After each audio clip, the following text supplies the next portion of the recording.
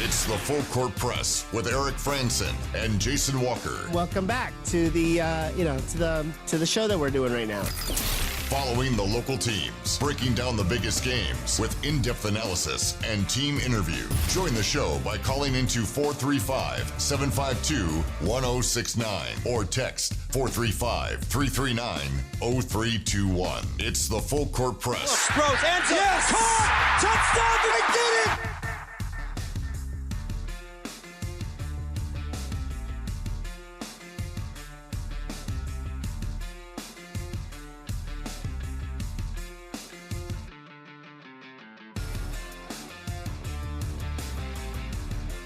Welcome on in to the Full Court Press.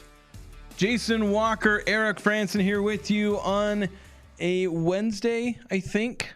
I don't know. For a few more hours. For a few more hours, for about 8 more hours. Yeah. It'll be a Wednesday, and it's a game day Wednesday for Utah State men's basketball.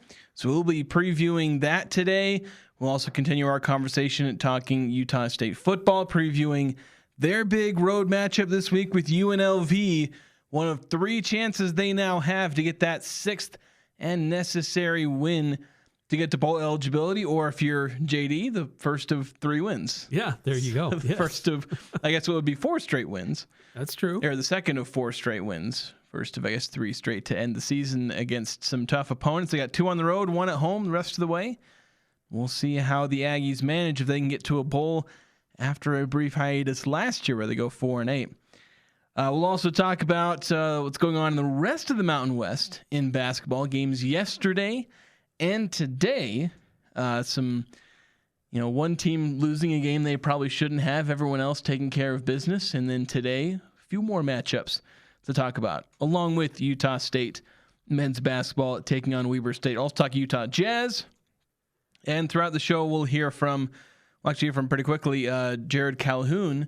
He spoke with media earlier this week. And then we'll also hear from the interviews that Eric conducted yesterday with Utah State offensive lineman Jimmy Liston and linebacker John Miller. So plenty to go over today. And if you want to join the show and chime in on any of our topics, you can text the Young Power Sports Logan text line 435-339-0321. So today, as mentioned, it's game day. Weber State, they're coming in with a 1-1 record. The Aggies are 2-0. They got wins over Westminster and VCU. I was writing my preview, and I was like, this is Utah State's first in-state game. And then I was like, wait a minute. That's not right. No. Westminster's also in Utah. That's another one, yeah. It's like that one counts. And the last time Utah State faced Weber State, they won. The last time Utah State officially faced Weber State, they lost. That was back in 2023, I believe. Or it was 2022, I think. It ended like a 10-game win streak for the Aggies to start the season. And it was under Ryan Odom. They lost to Weber State, a game that would have set I think it would have broken some records for best start for a Utah State season. They're thinking, they're going to beat Weber State. Like, the toughest matchups are going to be, a game or 2 after this. And it's like, no, they're going to lose to Weber State. They had Dylan Jones on that team, who I think went on to have a brief stint in the NBA. Yeah. He was a pretty good player. But now the last time Utah State technically faced Weber State was last year in an exhibition game. And they won that one like 88-68 or something like that. Yeah, they handled the Wildcats. But where it's an in-state game, you never really know, right? Because there have been some good battles between Utah State and Weber State over the years. They've had some solid players that they've produced. They've had some solid teams that they've produced in the Big Sky.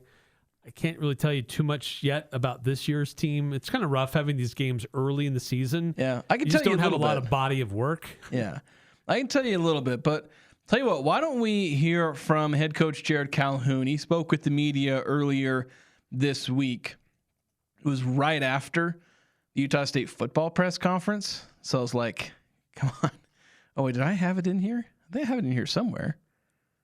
Oh, wait, no, that's why. I was in the November folder that has all the folder that has all the football audio. Oh, I was like, yes. where is the Jerrod Calhoun audio? I was like, no, what? You're in the football section. Try to of the keep folder. that separated. Yeah. Yeah, so let's hear from Jerrod Calhoun as he, again, spoke to the media this week, previewing this matchup with Weber State. Obviously, a little overflow from the VCU game, but just his thoughts as the Aggies prepare to play the Wildcats.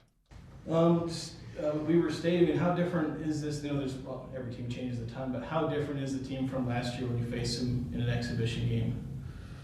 Yeah, I mean, I think every team we're going to play from year to year here on out in college basketball will be different. I think they'll stick with some of their same concepts, but Coach Duff's been there a long time. He was a long-time assistant going into year 4 as a head coach. He's got a great system. I think they do a really good job of getting the ball side to side and getting advantages with their ball movement. But yeah, I think they have 4 returning players that have had some equity build up over there at Weber State. But they're a really good team. I'm not sure what the coaches in that conference were thinking, picking them second to last. That's not what I see on film. I think they're really good. Kind of building on that, they took Utah right to the wire into overtime last week. Gary said you guys watched that together, I think.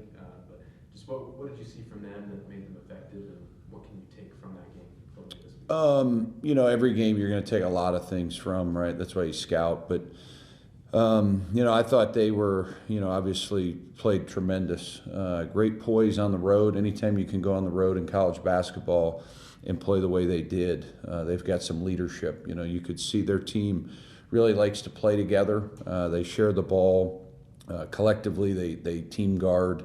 And they got guys, I think, that really understand their role, right? And that came down to a 3-point shot, or they probably win that game. But the reality of it is every team we play is going to be a little bit different. You got to try to clean up what you're doing this time of year. You're not going to fully get there. But day by day, you got to try to get guys better, right? Whether it's valuing the ball, limiting, we had 18 turnovers, way too many. Just try to improve. I think that's the message to our guys is we got to improve day to day, and then you'll get rewarded on game night. So we got, a good week this week with 2 home games. And I think it's just been an incredible week for Utah State, right? If you look at what our women's soccer team was able to do, I watched that game. The resilience there for their coach to get them back in the NCAA tournament. Manny's a heck of a coach. Rob winning the regular season with games to go, just an incredible coach, and it's kind of what I told Cam on the interview. You're walking into an unbelievable situation, right? We got 2 teams already in the fall that have won championships and a football team that's 1 win away. So I'm hoping the momentum of all of our sports, that the Spectrum will absolutely be rocking on Wednesday night. Come along with that, after the successful weekend, as you guys launch into your season now, what kind of effect does that have on your team, your players, kind of seeing that success within the conference around them? Yeah, I mean, I'm hoping, there's a pride in this, right? I think last year's team really set the tone at home. We had a couple hiccups, obviously with UC San Diego and also New Mexico, but this is a great venue at home. You got to come in and establish yourself defensively and win the physicality part, and we're certainly going to have to do that on Wednesday night. So were they kind of a high-scoring team? I mean, I know they played a non-Division I team. They scored 138, then 84 in regulation against Utah. Just what is it you're seeing from their offense that's let them put up points really easily these first 2 games? Yeah, I think any good offense starts with player movement, good spacing concepts, getting the ball side to side. They certainly have guys that can shoot. There's multiple guys on their roster that we would consider greens, which means they can really shoot the ball from 3. They're bigs. They've got 2 bigs that can really shoot. One that was an Aggie in Nigel. He's, I think, playing at a high level. He's much more confident. He's kind of playing like a 5'4", so it makes it difficult. He sometimes rolls, he sometimes pops. So our ball screen defense has got to be good. They set a ton of ball screens, try to create advantages through that. They're playing much faster. I think they're 88 in the country in pace. So we got to get back and get our defense set. When we get our defense set after the first 12 seconds, our defense has been elite. So that's going to be the message this week. Got a couple of guards. I mean, Jace Whiting, another guy that Aggie fans are familiar with. Boise State and UNLV, I guess. I don't know if they ever played UNLV, but 17 points. I know that first game kind of skews things, but yeah, a couple of yards of average. Yeah, he got hurt last year. I think it was an ankle or knee injury. I can't remember, but a tremendous player. You could see he's really found a home, right? There's certain kids that when they go in the portal, kind of really fit. I think they've got a lot of pieces that really fit well together. I think that's what makes them a good team, and Whiting is certainly one of those guys. You mentioned the bigs with Weber State there. They're not necessarily really tall, but they've out-rebounded both their opponents, including Utah. They rebounded, I think, 48-43. What is it, even if they don't have guys that are 6'11", 7 foot, what's allowing them to rebound as well as they have? It's a little bit like Gary Clark and Carson Templin. I mean, I think, there's certain players that have noses for the ball, certain guys that know how to use their hands, their feet, their willpower, right? I think they're a team that really wills themselves to get rebounds. They're much tougher and stronger. Size to me is good, but you got to use it, right? And I think you saw that with Gary, back-to-back double-doubles. We see that with KT. But their guys just go get the ball. They have a relentless pursuit of getting the basketball. Going back to kind of the VCU game, you mentioned a lot of turnovers, but you also forced a lot of turnovers. That's been something you've been talking about since the summer, turning the ball over too much. But somewhere you really excelled was points off the turnovers and limited VCU on that side. What have you seen that kind of made your transition offense really effective and your transition? Yeah, I think it's twofold. I think some is schematically. We're certainly different schematically, but I also think it's personnel. I think we've got a lot of guys that can move laterally, right? Part of defense is being able to sit down and move and keep guys out of the paint, right? The best defensive teams in the country eliminate the paint, right? And that's, sometimes you can get beat on the paint in transition and a half court, post-ups, that sort of thing. Our guys got to continue to do a good job protecting the paint. I thought we had some fouls that we can certainly avoid, putting our arm on guys on drives. But I thought for the most part we shrunk the court. We did an unbelievable job of swiping gaps and helping each other, and that's what team defense is, and we got to continue to do that. You mentioned your own turnovers. That's something you kept harping on in the offseason. You had the 18 turnovers against VCU. What's the process of eliminating those there? I mean, obviously you want to eliminate it now, but what's that kind of time frame and work process look like to shave a few of those turnovers off? Yeah, I mean, it's a lot of running and practice. We run for those turnovers. It's not any fun, I could tell you that. As a team, once you get five, five turnovers is the limit per team. So if we practice for 90 minutes today, the minute we get five, they're put on the line, they run a 22, it resets to 4.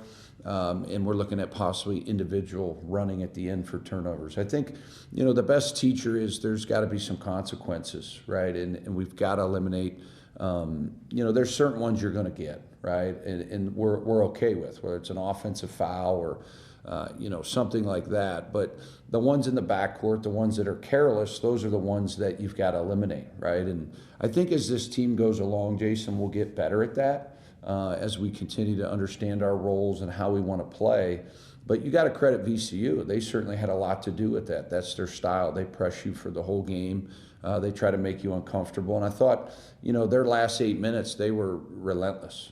We went, I think we missed 6 layups in the last 8 minutes of that game. And then as you continue to miss shots, that's kind of like a breakaway for those guys to get out and get easy baskets. So the turnovers, you certainly got to continue to get better, but I think they will. I'm pretty confident.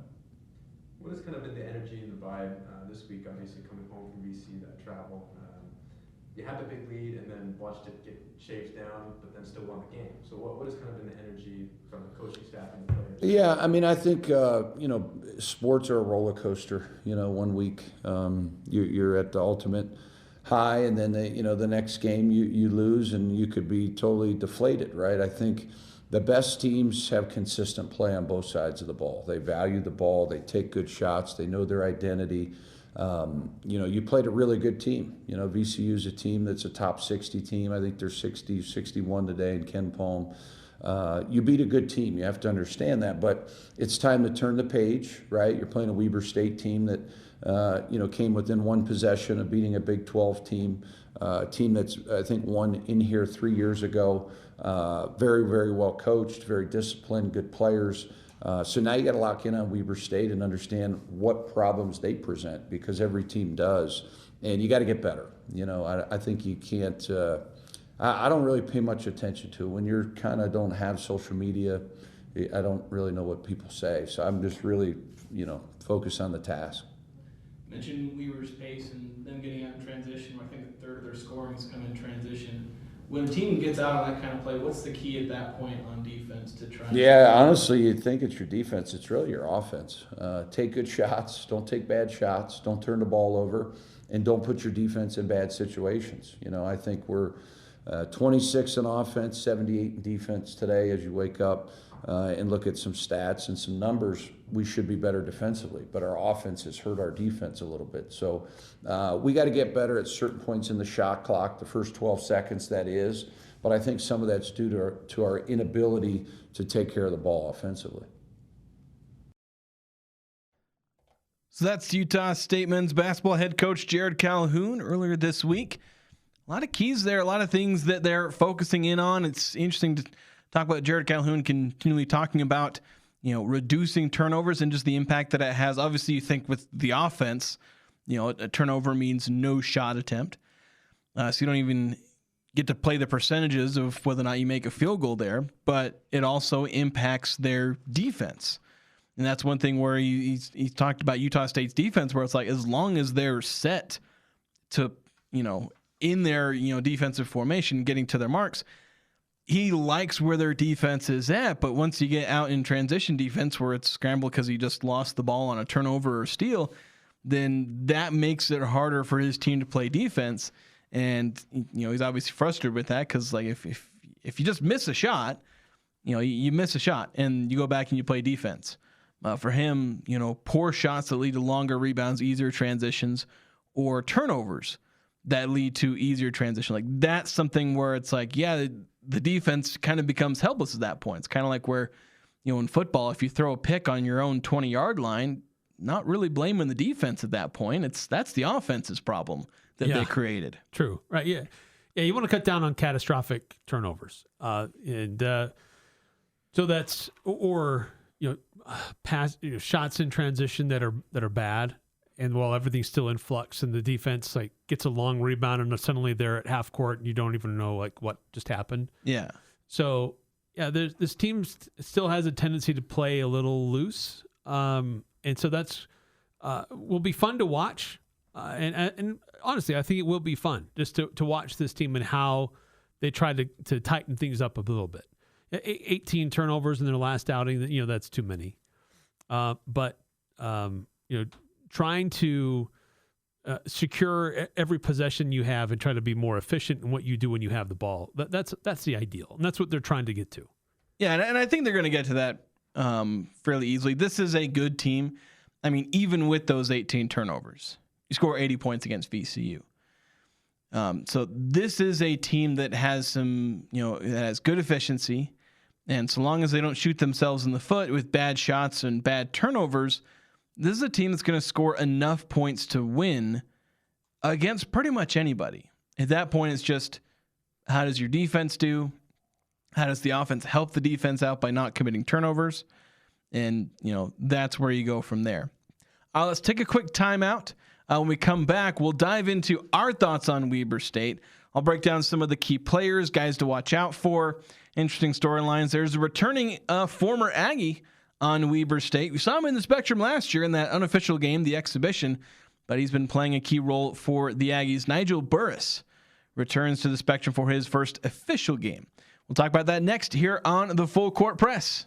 Addiction is something in this day and age I think all of us have been touched by in some form or way. For me, 14 years ago, I lost my father to an opioid overdose. Addiction is something that whether you're struggling with it personally or you're watching someone you love struggle with it, it can feel like there's no hope.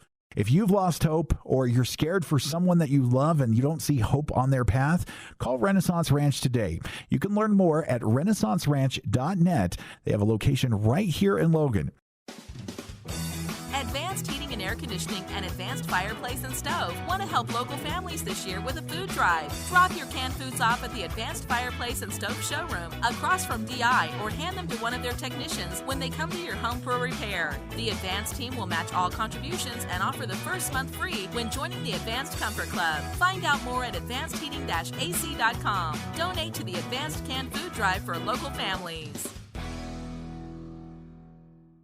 If you're thinking about getting engaged this holiday season, S.E. Needham Jewelers is the place to shop for your diamond engagement ring. S.E. Needham's has the largest selection of wedding rings in the area, including hundreds of styles in platinum, white gold, and yellow gold. We import diamonds direct from Antwerp, Belgium, which enables us to guarantee the best price on diamonds. We also offer the most complete warranty and services of any store in the state. Monday through Saturday, 10 to 7, where Utah gets engaged. S.E. Needham Jewelers, middle of the block, at the sign of the clock. Looking for comfort and convenience in Logan? Stay at the Bomb Motel for just $79 when you mention Aggie 79. Just minutes from USU. Perfect for football games, commencements, campus events, and more. Enjoy your stay without the hassle. Your sure stay Bomb Motel offers cozy beds, free continental breakfasts, and a seasonal outdoor pool. True comfort and value. $79 rooms with Aggie 79. The Bomb Motel. Call 435-752-5220. That's 752-5220 today. Talking the sports you care about. The Full Court Press on Sports Talk Radio, 106.9 FM, 1390 AM. The Fan.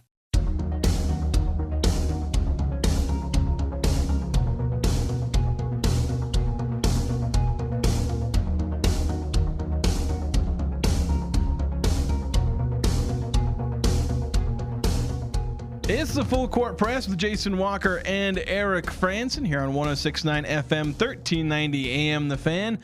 Streaming online at 1069thefan.com and on the 1069 The Fan mobile app. Talking Utah State men's basketball here as they get set for their third game of the season as they take on Weber State in the D. Glenn Smith Spectrum tonight. 7 p.m. tip-off. If you haven't got your tickets, you can probably still get some. There might be a few. It's not sold out. Yeah, tickets, there'll be some, but not many. But yeah, getting groups of seats together might be a challenge. Yeah, that may or may not happen, but it should be, I think, a good game for the Aggies, kind of expecting a win.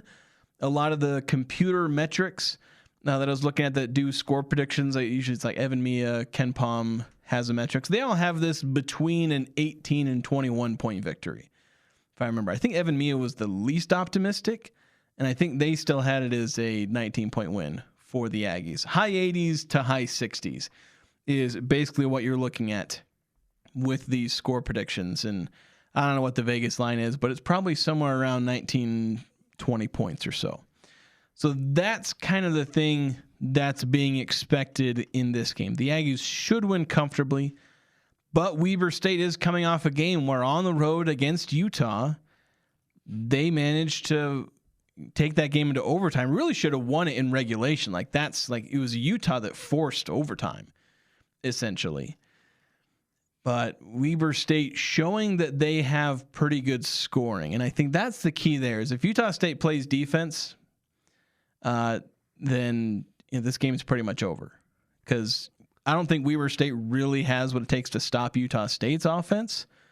And so if the Aggies are playing defense, if Weber State is shooting in the 30s, in field goal percentage, then this game's going to be a wide margin. If the Aggies let Weber State get hot, things are going to get pretty tricky.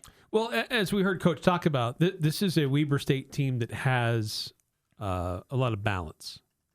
There's not like a star stud on their team. Like there are a lot of guys who contribute, and they go deep under their bench to have different guys who can contribute. In fact, one of their top guys on the team is coming off the bench. So this is a versatile Weber State team. So everybody has to be on point with what they do defensively. I don't know that they really have somebody who can take over a game, but they have guys who will contribute in spurts, and so. You can't just take one guy away and then, just take care of business. But they also don't have a lot of dynamic scorers in that sense. So Utah State should be able to take care of business tonight based on Utah State's defensive versatility.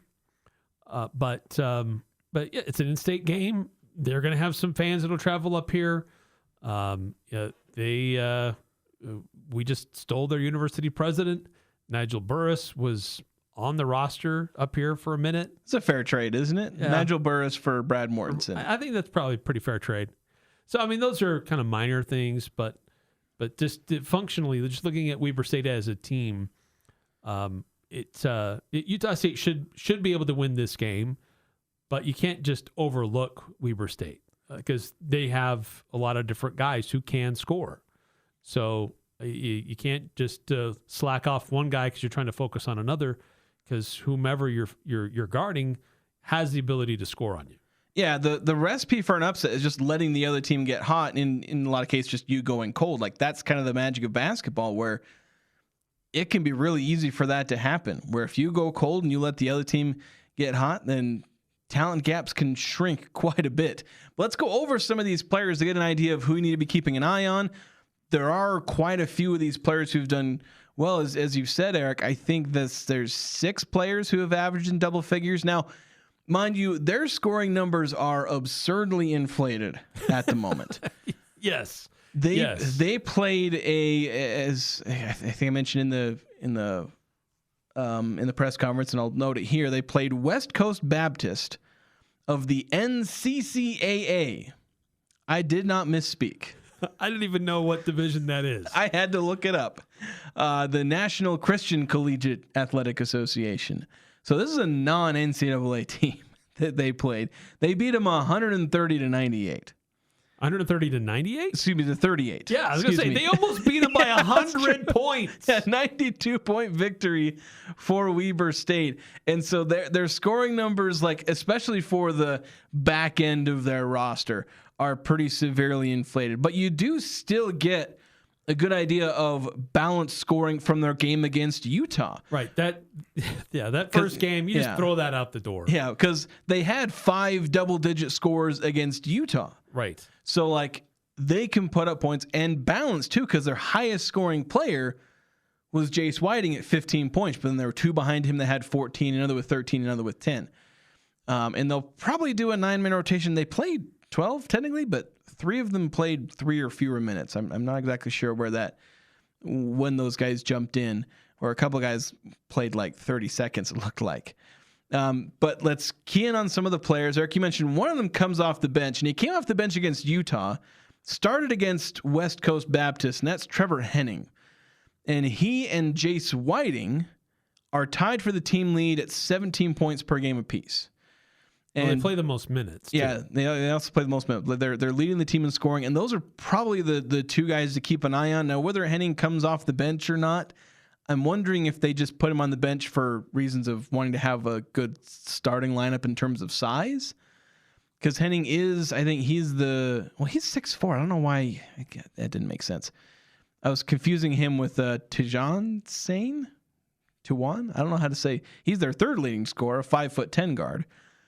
But talking about Henning and Whiting, actually, Jace Whiting may be a name that sounds familiar. He did get brought up in the press conference, where he's a former Boise State and UNLV player, played 2 seasons at Boise State, has played 5 games against the Aggies, and averaged about 20 minutes per game. He's not been like a lead player for those Boise State teams, but he was on the court for a good chunk of those games.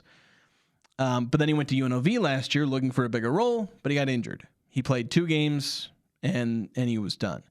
Now he's at Weber State, and he's playing a lead guard role. And looking at some minutes, and I put some clips in my preview on Cache Valley Daily, but this is a guy who his athleticism doesn't jump off the screen, but his craftiness, getting downhill. And he's also a shooter, so he's not just a guy that's going into the lane all the time, but he's got a good set of moves that now he's in this lead guard role. He's showing scoring chops that no other team was really giving him. Maybe UNLV would have, but he got injured. But he wasn't showing that at Boise State. Now he's going out there and, a little head fake here, a floater there, drawing fouls. This is a guy who caused some problems for Utah in that game. Yeah, I mean, the 6'3" native of Burley is he's crafty, as you said. He's also out there as a guard. Sometimes good guards will find ways to also get involved in the rebound game because other teams take long shots, they equal long rebounds. And so it's easy for some guards to just kind of start running back down the court, but he gets involved in the rebound game a little bit too. Even though he's only 6'3", he's trying to do some things to help his team in lots of different ways. But he is a little bit more of a volume shooter for them. Where it's not high volume, but he's going to be a guy who's going to take a lot of shots, and can shoot from beyond the arc. They don't shoot particularly great from three, at least they didn't in their Utah game. Even though it's 30%, not terrible, but this isn't like a great 3-point shooting team, but they do have some crafty guards that Utah State has to be aware of. Yeah, and they've got enough shooters that I think you're going to have to pay attention to. Jace Whiting, he's the guy that can shoot efficiently. Now, mind you, in the early season, it's hard to really pay attention to any of the 3-point shooting numbers for individual players because they've attempted like 5 or 10 the entire season. It's extremely small sample size. Yeah, but there's a decent number that have shot in the 40s, mid 30s. There's one guy in the 50s, as you can tend to be in these first few games. So as long as you're keeping an eye on those guys, like they've got 4 or 5 guys on this team that can shoot. And there's three or four guys that haven't taken a 3 at all, including some of their starters who don't really take 3-pointers. But 7 guys attempted 3s against Utah. Yeah, so they've got a few guys that can shoot, but it's not like this all-out 3-point blitz. So as long as you're paying attention to some of the key guys, then Weber State shouldn't be shooting you out of the gym. Keyword should. Anybody can get hot, and that's kind of the dangerous thing, but Weber State probably won't be forcing the Aggies to sell out on 3-point shots outside of maybe 1 or 2 guys. Yeah, and shooting, beware that there's a lot of different guys who will attempt a 3. And as talking about Whiting and doing what he can to help with rebounding, in their game against Utah, they out-rebounded the Utes. Weber State's not really a big team, but they out-rebounded Utah, 52-49. Not by a wide margin, but they still out-rebounded a Big 12 team. Yeah, this is a team where I think their tallest guys in the roster are 6'9", 6'10". I think their tallest starter is like 6'8", 6'9". Is Malik Goma, where he's averaging 9 rebounds per game, but he's same size as Carson Templin. So it's also about same size as Gary Clark, and Gary Clark's averaging like 12 rebounds for the Aggies. It's not like this is a mystery on how to do it, but like in the thing you mentioned with out-rebounding Utah, like they out-rebounded West Coast Baptist like 72-20. Like I'm not kidding. I think they actually had 72 rebounds, but they then out-rebounded Utah. And that's the thing that sticks out, where this is not a team that has elite length or at least a top-end height. And they're a team that will go decent stretches of the game with 3 players on the floor, 6'4" and under. But they'll go out there and they'll get boards. Yeah. I mean, the 6'6" Edwin Suarez, he led the team with 11 rebounds against Utah. Yeah, so off the bench. Yeah, so these are guys that can rebound despite being undersized. And when I was talking about this with Coach Calhoun in that audio, he's like, yeah, it's kind of like us with Utah State, where Gary Clark, he's 6'7", 6'8". Carson Templin is about 6'8". Like, they go out there and they get rebounds. And, I used to bring up Justin Bean with the same point. That dude was 6'7". And he holds, some of the rebounding records, at least as the best rebounder, among the Aggies, basically since, was it Marv Roberts? It was his records he was chasing, I think. Yeah. I don't know how many he actually broke, but you can be active and having a nose for the ball, you can still get to it even though you may be a bit undersized. Yeah, and that's the thing you got to watch out for. It's like, oh, these guys aren't very tall. We can dominate inside. It's like, well, be careful what you're looking at, because these guys can go out there and get rebounds against Big 12 teams that have that length, that have the height. And so Utah State, they're still going to have to fight for all these rebounds. And that's another way that you can see upsets happening, is if you're allowing a bunch of offensive rebounds. And the Aggies haven't had the most fantastic rebounding numbers. They've not been out-rebounded. I think they out-rebounded VCU by a handful of rebounds. They had a pretty healthy margin against Westminster, as they should. But in the exhibitions against Seattle and San Francisco, again, I don't know if they've actually been out rebounded, but they've not been dominant on the boards. And so if you go against a team that comes out there and just has a really good rebounding game, that's another way that you can feed into a potential upset, or not necessarily an upset, but like a closer game than you were maybe hoping for. So that's kind of another key, is like, go out there, get a board, don't turn the ball over. If you do those two things, then everything else should pretty much take care of itself. Yeah, limiting second chance opportunities, if you can take those away, you're always going to give yourself a better chance to win. And this is a team that, as we mentioned, and we keep saying it, but a little bit undersized, but they're active. And so it's the guards for Utah State, or the guys on the wings, they can't just expect that Templin or Clark are just going to gobble up everything and they don't need to work as hard to get rebounds. No, everybody's going to have to work to get rebounds and take away those second chance opportunities and press the ball down the field and try to get them on their heels in transition. Yeah, and I think luckily Utah State has guys like that. Drake Allen that was a coaching point during the offseason, is Jerrod Calhoun's like, Drake Allen needs to be a better rebounder. I think we've seen that from him, where he's using his length and aggressiveness that he had elsewhere in his game, and he's applying that to rebounding. Mason Falsliff has been that for his whole career. He's been a great rebounder since high school and even in college. Going after rebounds. They may not be getting double-doubles with their rebound numbers, but go out there and get a scrappy rebound, especially if, the bigs are tied up and having to box somebody out. And that's still a successful possession if the big has to box out the opposing big and the guard comes and sweeps in for a rebound. And it doesn't matter who grabs the board, just somebody go out there and get the board one way or the other. And so that's the key there. Going to the Young Power Sports Logan text line, 7994, saying the Aggies need to dominate this game, especially where it is at home. I want to predict that we win by 20 or more. However, history indicates that it will be closer. UCU 93, Weber State 87. If we dominate, then Weber State only scores 67.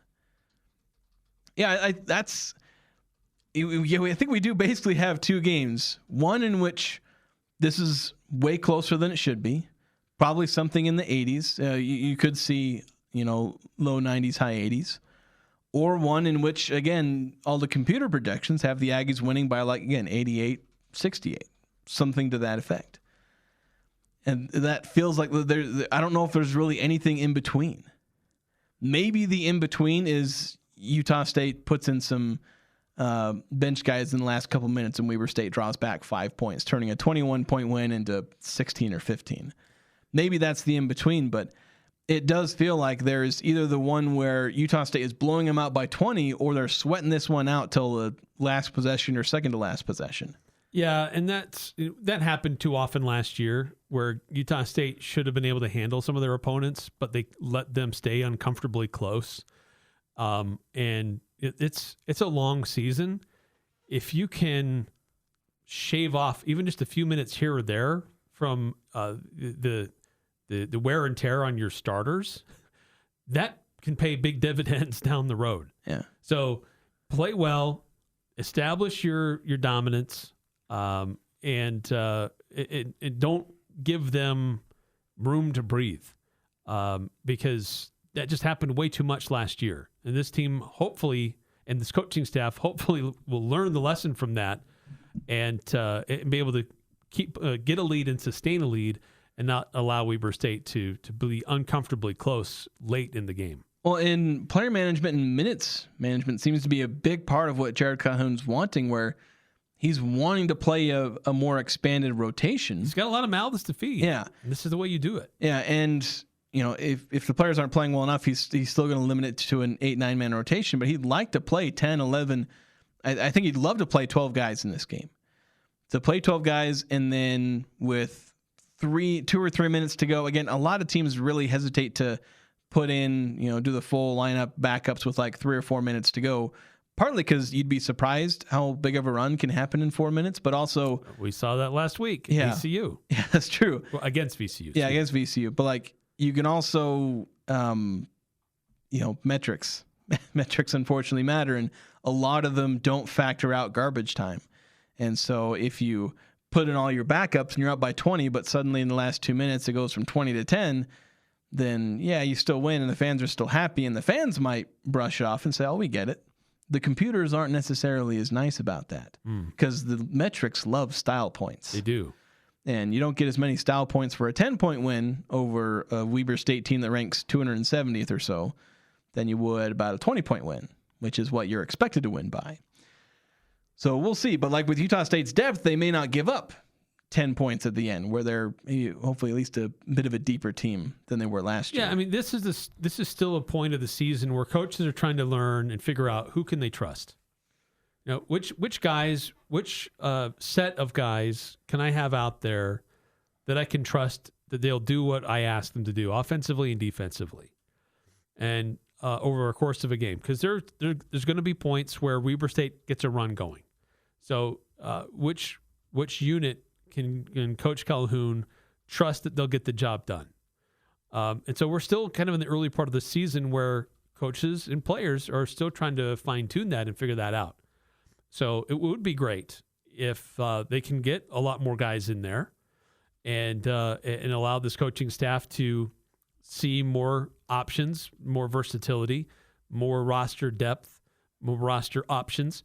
Because, you know, even just if instead of 32 minutes on Mason Fals's body, if it's 28, that's going to pay big dividends down the road.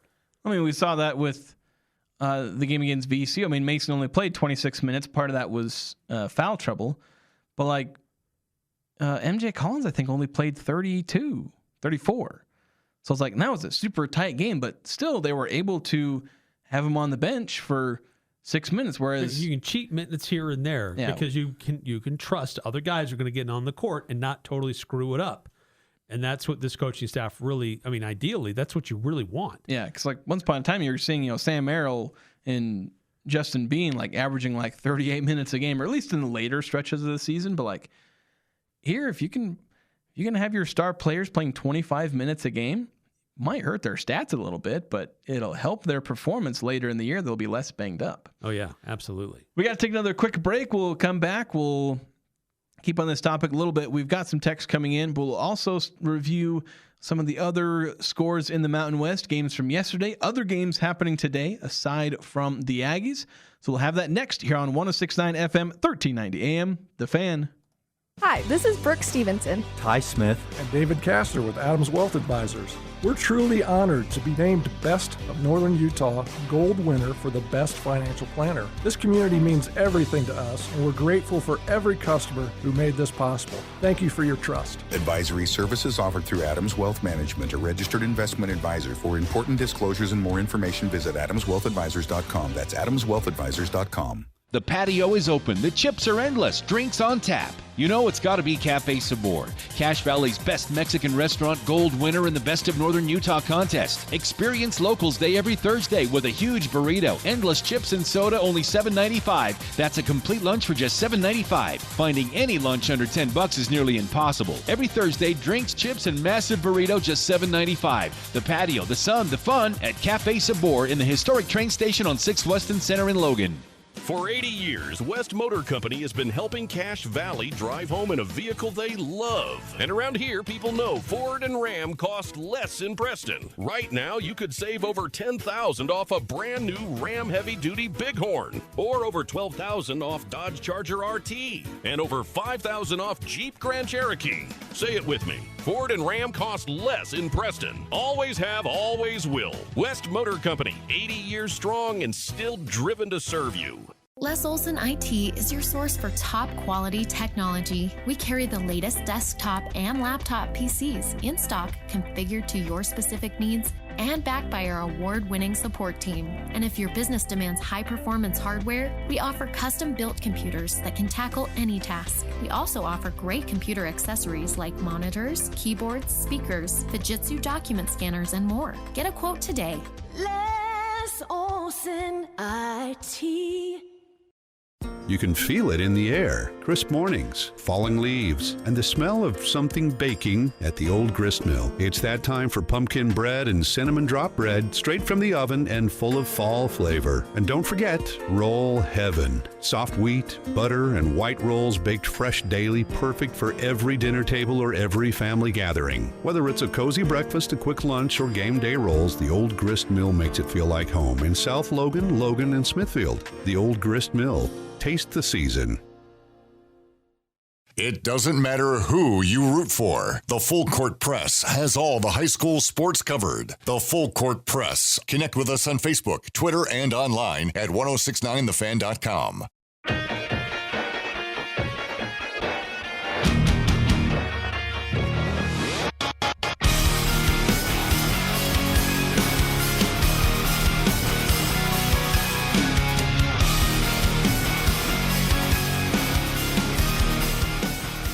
There's snow up on the mountain, and that means winter is coming fast.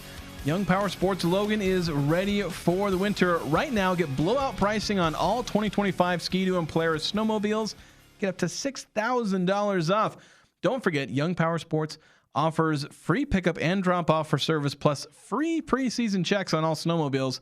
They're just off South Main and Logan. Young Power Sports Logan is where your winter adventure begins.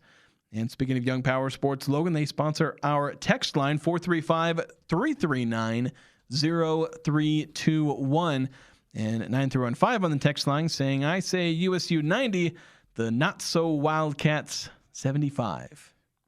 I think that's pretty fair. Like, if I'm giving a prediction for where I think the Wildcats are going to be in scoring, it's pretty much smack dab in the 70s. Kind of, we could see a score similar to what Utah State did to Seattle, although I think Seattle's a better team. So it's like, I don't know, maybe they can score a little more or hold Weber State to slightly less. But I mean, Coach Calhoun thinks the Wildcats are better than their preseason projections, at least based on what he saw in film. Yeah, I mean, it would be great for Utah State to hold Weber State to the low 70s. Ideally, high 60s. Yeah, ideally, high 60s. That would be awesome. I mean, ideally, technically 0, but like that's not going to happen. That's not going to happen. But if Utah State can hold them into the high 60s, low 70s, that's a good defensive performance for Utah State. Yeah, and so, but talking about games where, hey, maybe if the Aggies don't perform as well, they might end up being a lot like what some of the other Mountain West teams have been doing of late. Boy, there's a bad rash of incompetence going through the Mountain West Conference. Yeah, so Grand Canyon, Boise State, Fresno State, and UNLV have all had games that you would consider embarrassing losses, though UNLV's done it twice now, as they lost yesterday to Montana. Now, mind you, Montana's like not as bad. They're 3-1. They're in the top 200, I think now top 175. But it was a bye game. They got paid. That's true. Like, that's a game they should be winning, but they end up, playing pretty well. Money Williams, remember, he came into the Spectrum last year and had a decent game. If I remember right, there was a story with him and his family where I think there's a lot of tragedy. I can't remember the details, but he was trying to raise money for his siblings, because I think there's something with his parents. I can't remember the exact story, but I remember there being a really heartwarming in the effort he's putting into helping his family. If I'm remembering him, unless I've mixed him up with somebody else. But he put up 30 points against UNLV, and so the Rebels, they're 1-2.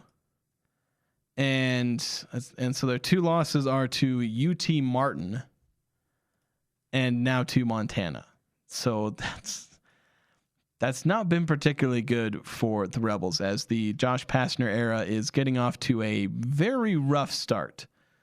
Yeah, so by KenPom metrics, they've lost to a team ranked 291st and 157th. And mind you, they beat Chattanooga, ranked 164, 101-69. That's UNLV's one win.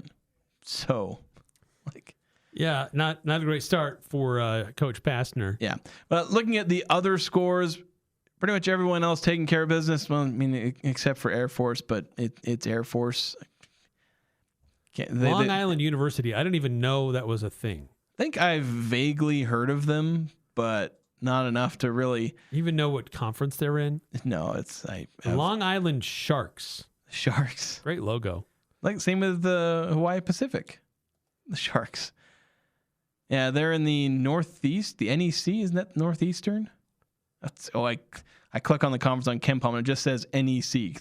Thanks. That's very. Does it stand for something? I'm assuming Northeast, but I can't go off that assumption. Usually, I base like whether or not you're a decent school based on whether or not I've heard of you. Northeast Conference. Yeah. Okay. Northeast Conference. Yeah.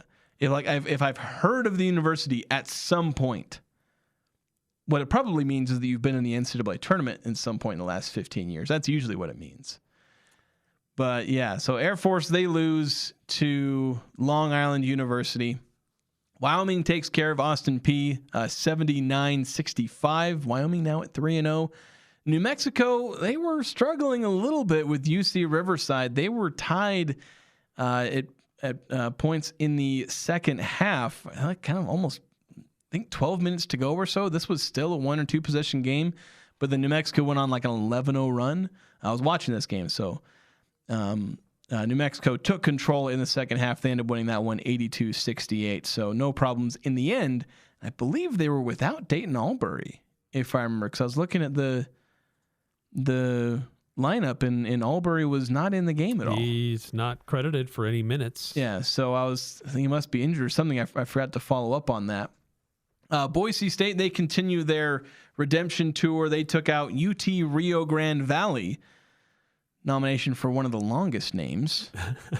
If you spell it all the way out. If you spell out the UT, that adds another about 6 syllables. But yeah, they win doing their best to make everybody forget about that embarrassing season start. Well, and this is kind of what I expected from Boise State. Although we've actually got to take a timeout. I realize we're going pretty long, so we're going to take a timeout. We'll wrap things up. These thoughts on other Mountain West games coming up next here on the Full Court Press. Thank you for letting Cache Valley Ear, Nose, and Throat, the Allergy Clinic, and the Hearing Aid Center care for your family this year. Be sure to call us for an appointment before the end of the year to make the most of your cafeteria or flex funds. Located in Providence and North Logan, Cache Valley ENT also has offices in Box Elder, Rich, Bear Lake, and Franklin counties. The entire team at Cache Valley Ear, Nose, and Throat wish you and your family a healthy holiday season. Go to CacheValleyENT.com for details. Most insurance plans, including Select Health, are accepted. When the snow starts flying, be sure your tires are ready.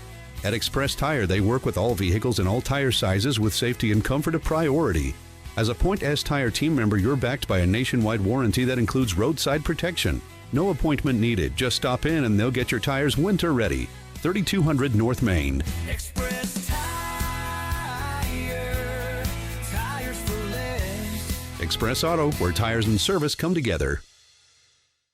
From small homes to large businesses, Mountain Valley Heating and Air has you covered. Their team specializes in both residential and commercial services. When you choose Mountain Valley, you're choosing a full team ready to handle every detail, every time, so you and your business can always feel the love. Tune-ups, installations, or emergency service, whatever you need, we're here. Feel the love with Mountain Valley Heating and Air. That's MTNValleyHVAC.com.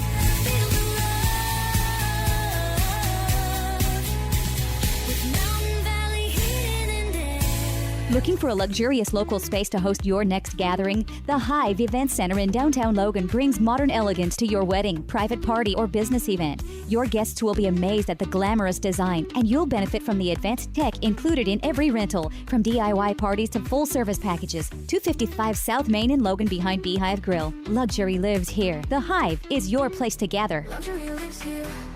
Luxury lives here. The Hive. See us online at thehivelogan.com. Join the show by calling 435-752-1069 or text 435-339-0321. It's the Full Court Press with Eric Frandsen and Jason Walker.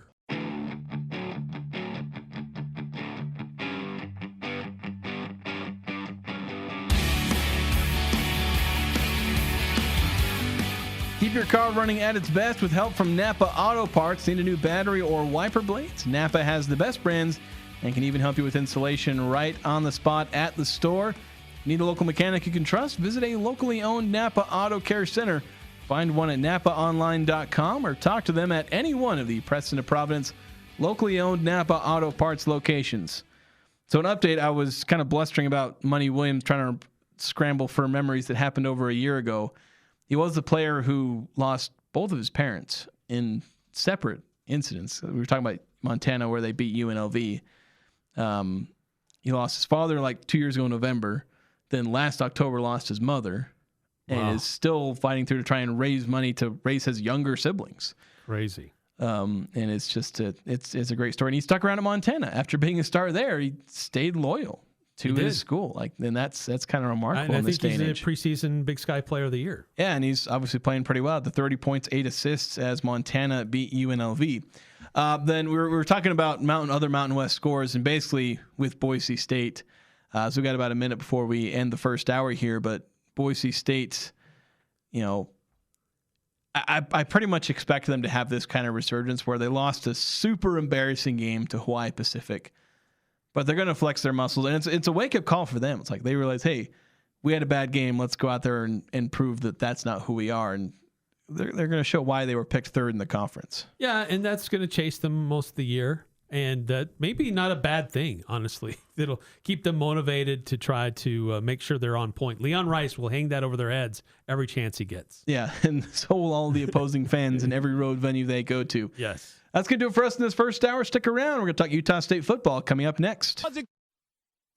I'm Dan Patrick, and this is Above the Noise. Sometimes timing is everything in sports, and for the Mavericks, the timing might actually be right. Letting go of GM Nico Harrison after not allowing him the time to see his post-Luka plan play out may seem unfair. After all, Dallas still has plenty of talent, but when you dig a little deeper, this move feels less like panic and more like preparation. The Mavs roster is one of the oldest in the NBA. Klay Thompson, Kyrie, Anthony Davis, all on the wrong side of 30, and the franchise has limited control of its first-round picks. Not exactly a recipe for sustained success. If ownership didn't believe in Harrison and that he would be the architect to guide the next phase, cutting ties now makes sense. You don't want a lame duck GM making decisions that will shape the next decade. You want to give the new leader time, flexibility, and vision to build the Mavs' future. It's never easy to hit the reset, but sometimes doing it early is the only way to get it right. I'm Dan Patrick, and this is Above the Noise.